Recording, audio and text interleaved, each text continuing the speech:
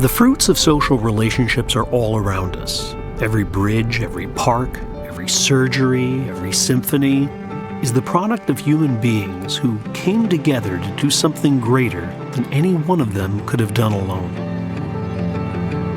Our big brains give us the skill to cooperate, but that doesn't change the fact that we are animals. And like most other animals, we sometimes choose conflict over cooperation and dominance over diplomacy. Almost every social species has its bullies, and sadly, human beings are no exception. I traveled to Cape Coral, Florida to meet Debbie Johnston. She and her teenage son, Jeff, had learned about bullying the hard way. This one was taken Christmas time there with Mickey Mouse. And I guess this one's a favorite. At the edge of the volcano in Hawaii. He was an extremely happy kid. He was smart, creative, described by a lot of people as just an old soul. It's my 9th birthday in this picture, and one of my guests was Jeffrey. He was like the life of the party. Like, everybody loved Jeffrey. Well, I first met him in 7th grade language arts class, and that was, because of him, probably the most fun class I've ever been in. He seems to be a lovely and loved child. So what happened? He was head over heels for a little girl in his class. And that's when the telephone calls began. This boy in Jeff's class called the house, and he was calling Jeff a stalker and threatening him to keep away from her and telling him that everybody didn't like him. This bully just had a unique capacity to go right for the spot that hurt. We want to know about your experiences, and particularly about experiences with other kids in school. For more than a decade, Dr. Jana Juvonen has studied bullying, why it happens, and what can be done about it. She and her colleagues have been tracking 2,300 children in Los Angeles as they move from middle through high school. Who are the coolest kids in your grade is number 3, and by cool we mean popular. Essentially, the bully wants to intimidate, humiliate the victim in the presence of many others. The bully needs the audience. What we find in our research is that bullies are actually considered popular. Often they are considered the cool kids, so they have social status. Other species do that too. That is, if you think about monkey troops, who's the dominant leader? It's the one who has shown everybody else that I'm the powerful, I'm the mighty. So what we have learned about Juvonen's research has overturned a popular misconception, namely, that being bullied builds character. We have learned during the past decade that these experiences of bullying don't help kids develop thicker skin, but often thinner skin. Jeff Johnston was relentlessly bullied for over a year and was extremely fragile when he and his friends set out to design an online game. We've spent weeks and weeks on the game, and the password is given out to me, Jeff, and a few of me and Jeff's closest friends. And one of our friends, I guess, gave it to him, gave it to the bully. He got on there, deleted everything, and then posts like really mean things on there about Jeff. Jeff's a fag, Jeff's this, Jeff's that. Jeff should die, blah, blah, blah, just horrible things. That whole, section of Jeff's life, it was almost like It wasn't erased, it was amputated.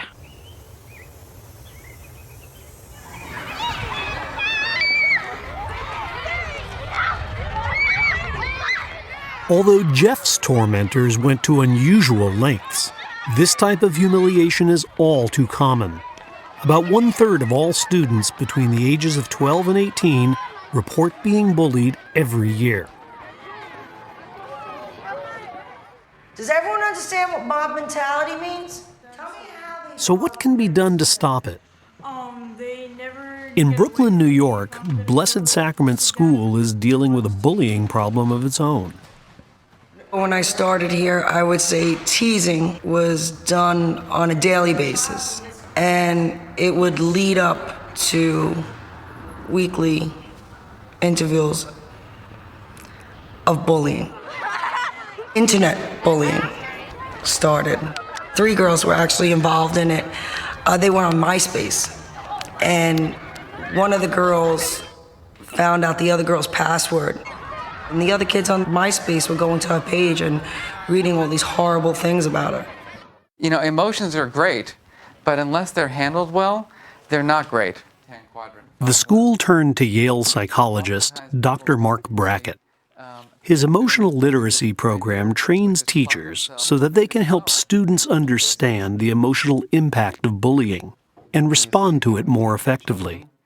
Our goal is to teach children how to identify how they're feeling. Frustrated, giving children the words to describe their feelings. What other sort of emotions might be relevant there? Rage. Rage. We see emotional literacy as sort of a protective factor. The most important thing that our work does is teaching children how to handle themselves better. So for example, you know, they're in a classroom and there's a bully, and the bully makes them feel bad about themselves. What strategies do they have? Because when they can identify how they're feeling, it gives them the opportunity to ask for help. I was always taught in my education courses that don't smile in class till January. You don't want to give them the emotional part of it. Now this guy is coming in telling me, hey, let's show your emotions, share them. These kids all have these emotions, and they're just frustrated because they don't know how to express them. I implement an emotional word every 2 weeks. Empathy, relating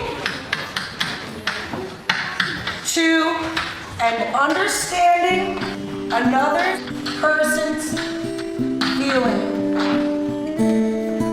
And then I asked the students, can you tell me of a time you felt this emotion? I had a best friend. Everyone made fun of her because she was different. I felt so bad for her. Giving students an emotional vocabulary can help them cope with bullying. But research suggests that the most effective way to eliminate it is to teach students to stand up for each other. But this only works when school authorities send a clear message that bullying will not be tolerated.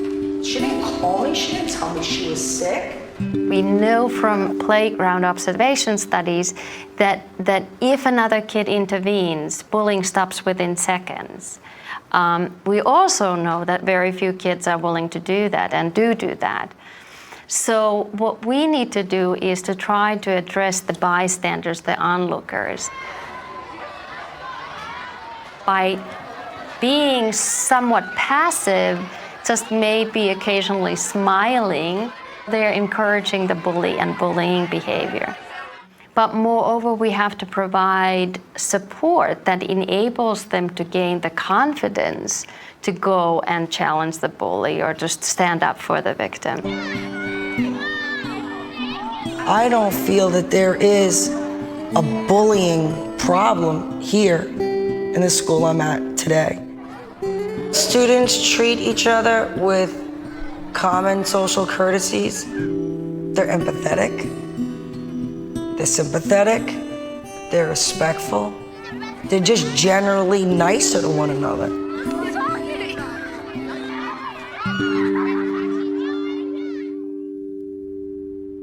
In the case of Jeff Johnston, his mom went to the school authorities. The teacher talked to Jeff's class about bullying, with little impact. We thought we were doing the right thing, but it only made it worse. What went wrong? Why is the intervention by the school so ineffective? You know, it's just one child's word against the other. Even though you know the truth, because you can't prove it, you can't stop it. The school didn't have the power to intervene with requiring students to get counseling. As the bullying continued, Jeff became increasingly isolated, withdrawing from his relationships with the very people who might have helped him. By the end of 8th grade year, he was a very quiet kid. He would just kind of sit in the classroom and not say anything to anyone. When nobody intervenes, kids are actually interpreting that as everybody approves of what's going on. And that creates a false norm for the group, where people are even more reluctant to go and try to defend or help the victim because they think everybody's accepting of this. Jeff was never the same. That just inner core of happiness that just shone like a light from him was just gone. We had plans. The War of the Worlds was opening the next day, and he was actually really excited about it. He loved science fiction, and next morning I went to wake him up.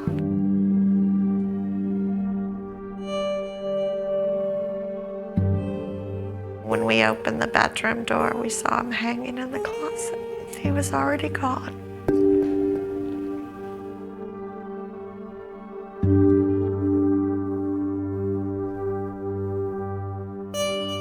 All that was going through my mind is he's gone and he's never gonna come back. It was horrible. I remember screaming, like, really loud. It's the most devastating thing I've ever been through in my entire life to this day. His last words to his family and friends, he said, "Don't blame anyone. The world can't change." And all I could think of is, we can't let this happen again. We have to change it. And so I took all the evidence and all the statements to the detectives who investigated the case, and they said, well, there's no doubt about what happened. The trouble is it's not against the law. I was angry, probably angrier than I've ever been. And I fired off an email to our Governor, Jeb Bush. And Governor Bush, he wrote, "We need a law." Debbie Johnston accomplished her emotional 3-year mission this week with the passage of Jeffrey's Law. With state funding on the line, it requires schools to adopt proven anti-bullying rules. Jeffrey's Law takes the burden of proof away from victims and requires teachers and administrators to take real steps to stop any reported case of bullying. This bill not only empowers schools to protect children from bullying, it requires schools to protect them from bullying. The most important thing is it reassures that child that everyone at the school is firmly on their side and committed to their protection. In Jeff's last note, he said, "Nothing ever changes the world." You proved him wrong about that. Yeah. That's what we set out to do.